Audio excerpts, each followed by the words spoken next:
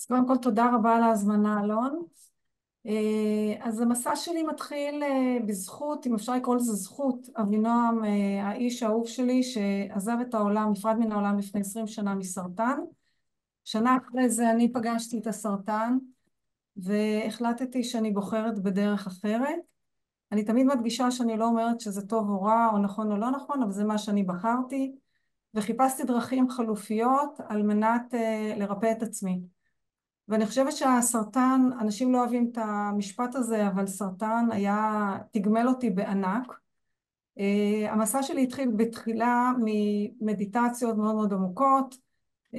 8 שעות ביום מדיטציה, הייתי אז במדיטציה טרנסצנדנטלית, הייתי סידאית, פליינג יוגי וכולי, ותזונה מאוד מאוד קשוחה. אחרי שנה חזר לי הסרטן ואמרתי, אוקיי, משהו פה אני לא מדייקת, לא שזה לא טוב, אני הרגשתי מעולה והרגשתי שזה מאוד מאוד נכון לי, אבל אמרתי משהו פה לא מדויק, ואז יצאתי למסע שבעצם כלל הרבה ריטריטים, הרבה ויפסנות, מנזרים, שתיקות, צומות, חוקנים, you name it. הייתי 3 חודשים בנפאל, במנזר על ההימאליה, פגשתי מורה מאוד מאוד גדול, ושם גם צללתי לתוך הדרמה מאוד ברצינות, שזה אחד מהעוגנים המאוד מאוד משמעותיים בחיי עד היום. ובעצם הבנתי שהפספוס שלי, או לא הפספוס, או החוסר דיוק שלי, היה בזה ששנה עברתי אחרי הסרטן, ולא באמת התאבלתי על אבינועם. זה היה לי קושי מאוד מאוד גדול לגעת במקום הזה של האבל, והבנתי שכדאי לי לצלול למקום הזה של האבל ולהתאבל כראוי, כי זה באמת המפתח להמשך הדרך שלי. וזה מה שקרה לי בעצם בוויפאסנות, ובוויפאסנה, בזכות הוויפאסנה, שעד היום אני חסידה גדולה של התרגול הזה, ראיתי שהתודעה שלנו היא מתעתעת ברמות שאנחנו הרבה פעמים אפילו לא מודעים לה, והצחוק והבכי והעצב והשמחה שהיו לי בו זמנית ביום אחד, או אפילו לפעמים בשעה אחת, היו מאוד מאוד מטלטלים, ובו זמנית מאוד מאוד מחזקים ומעצימים.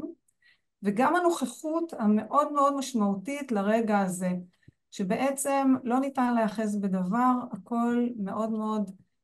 ארעי, מאוד חולף, והתודעה היא המפתח לכל הדבר הזה, וברגע שאנחנו באמת מטפלים בתודעה ויודעים להנהיג אותה, אני לא אגיד לשלוט בה, כי אני לא אוהבת את המילה הזו, אבל להנהיג אותה, אז זה בעצם המפתח לריפוי הרבה יותר עמוק ומלא. בעקבות זה הקמתי עמותה שנקראת עמותת תעצומות, שהיא מלווה ומסייעת ומובילה אנשים עם סרטן, שבעצם לא רק סרטן היום, זה גם היום הרבה מאוד מחלות אחרות, ובכלל אנשים שרוצים ליצור מניעה וריפוי, שהיא אומרת תודעה, תזונה, תנועה, תמיכה ותקווה. וחמשת העוגנים האלה שנקראים בתעצומות חמשת הת"פים, הם בעצם אנחנו מאמינים שהם הדגל לריפוי ולהחלמה, כי בעיניים שלנו הכל אפשרי, חוץ מכמובן למנוע את המוות. אני רואה ריפויים מכוננים ומאוד משמעותיים, ובדרך כלל, אם לא, אני לא רוצה להגיד רוב הפעמים, אבל כן רוב הפעמים, זה באמת אנשים שהסכימו לעשות שינוי, שהיו מספיק גמישים בתודעתם, שהסכימו לוותר על כל מיני אחיזות שהיו להם בעבר ולהתכנס למקום אחר, שהיה להם את האומץ באמת לשחרר כל מיני דפוסי עבר ולעשות איזשהו רפרשינג לתודעה, ושם מתחולל באמת ריפוי שהוא מאוד מאוד עוצמתי. אני חושבת אין נוסחה, וזה גם מה שהבנתי די בתחילת הדרך, אין נוסחה לנכון או לא נכון, או טוב או לא נכון, כי לכל אחד יש את הנוסחה שלו, ולכן אני גם לא אוהבת לקטלג את הדברים באופן דיכוטומי. אני חושבת שההולנס הזה, שהמיזוג הזה של התודעה, תזונה, תנועה, תמיכה ותקווה, הוא זה מה שנותן לנו איזושהי עטיפה שהיא מאוד מאוד, יכולה להיות מאוד מאוד יציבה לריפוי, שתמיד תמיד התודעה היא המפתח, ואין לי ספק היום, אחרי 19 שנה שאני במסע הזה, ועדיין כנראה אני אהיה כל חיי,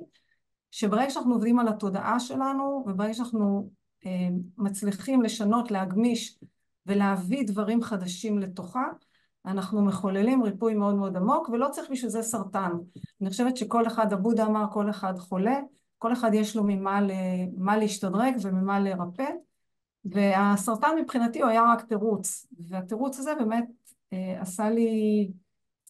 שינוי מאוד מאוד דרמטי בכל חיי, כולל תעצומות, אבל לא רק, בכל היחסים שלי עם עצמי, עם הסביבה, עם האנשים, מול העולם, וזה באמת רק בזכות העבודה והעמקה המאוד מאוד משמעותית שלי על התודעה. אז אני באמת מזמינה את כל אחד את האומץ, שיהיה לו האומץ הזה באמת להסתכל קצת לתוך תודעתו, והאומץ באמת לשנות ולהתגמש, כי המפתח הוא מפתח מאוד מאוד עוצמתי, והיכולת שלנו לעשות עם זה משהו, וזה תמיד, אני חושבת שמלווה, הוא מאוד מאוד משמעותי בדרך הזאת, לי היה מורה מאוד מאוד גדול טיבטי,